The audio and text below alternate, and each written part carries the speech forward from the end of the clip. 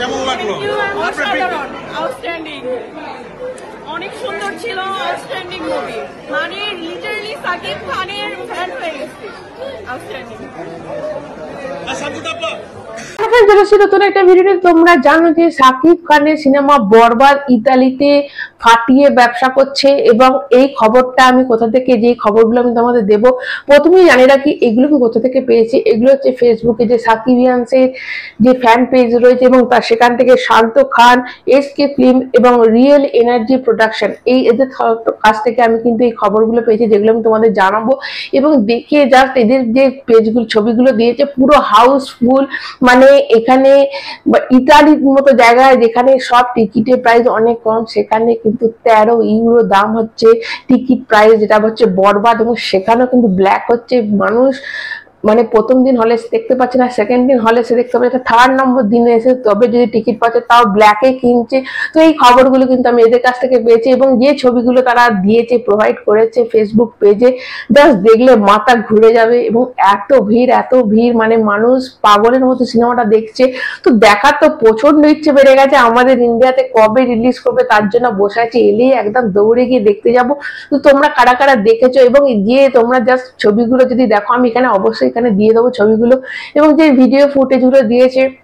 এবং সাকিব খানের ওখানে একটা প্রেস মিটও হয়েছে, যেখানে সাকিব খান ছিল, প্রডিউসার ছিল সিনেমার, এবং তারা জাস্ট ওখানে ভিড় উপচে পড়া ভিড়, মানুষ সাকিব খানকে দেখার জন্য জাস্ট পাগলে আছে। এবং সে কিন্তু হল ভিজিটও করেছে, এরকমটাই দেখা যাচ্ছে। তো দেখো, অবশ্যই রোজ যারা যায় তারা হকারি হয়, এরকম একটা ক্যাপশন দিয়েছে। এবং সাকিব খান একদিনই যায়, অবশ্যই সেটা ঠিক যে সাকিব খান একদিন গেলে গিয়ে উন্মাদনা তৈরি হয়, অন্য হিরোদের সেটা রোজ হলে গিয়ে যেতে হয়, যাতে তাদের ভিড়টা বেশি হয়। কিন্তু সাকিব খান হলে না গিয়েও কিন্তু বিশাল তার ফ্যান পেজ, মানে বেশ আছে, ফরেন কান্ট্রিতেও রয়েছে। তো এটা দেখে দারুণ লাগে। সাকিবিয়ান্স তো যারা রয়েছে তারা শুনে তো নিশ্চিত পাগল হয়ে যাচ্ছে। এবং মানুষ শুধু যে মানে খরচা করে দেখছে না, ব্ল্যাকে টিকিট কিনছে। তো এবং সেটা আমাদের ইন্ডিয়াতে নয়, সেটা সদূর ইতালিতে বসে, ভ্যানিসের মতো জায়গায় বসে সেখানে কিন্তু এই জিনিসগুলো হচ্ছে। তো শুনে তো দারুণ লাগছে, দেখে ভীষণ ভালো লাগছে। তোমাদের কেমন লাগছে অবশ্যই কমেন্ট করে জানাবে। এবং সত্যি করে উই আর সাকিবিয়ান্স, এবং যারা সাকিব ভাইয়ের ফ্যান আছো, সত্যি হ্যাটস অফ তাদের, যে তারা মানে মানুষকে সত্যিকারের যে ফ্যান হয়, তো তারা যে কি উন্মাদনা কি করতে পারে একটা হিরোর জন্য। দেখো কি পয়সা খরচা করে বাইরের মতো জায়গায়, যেখানে সব জিনিসের প্রাইস বেশি, সেখানে একটা মানুষকে এত ভালোবেসে যে এরকম হলে গিয়ে ব্ল্যাকে টিকিট কেটে মানুষ দেখছে, এবং প্রত্যেকটা শো যে হাউসফুল যাচ্ছে। সত্যি করে ফ্যানদের স্যালিউট যে মানুষ এত ভালোবাসে সাকিবকে। এবং সত্যি করে উনি যে একজন 58 করোড় এর ব্যবসা হয়ে গেছে।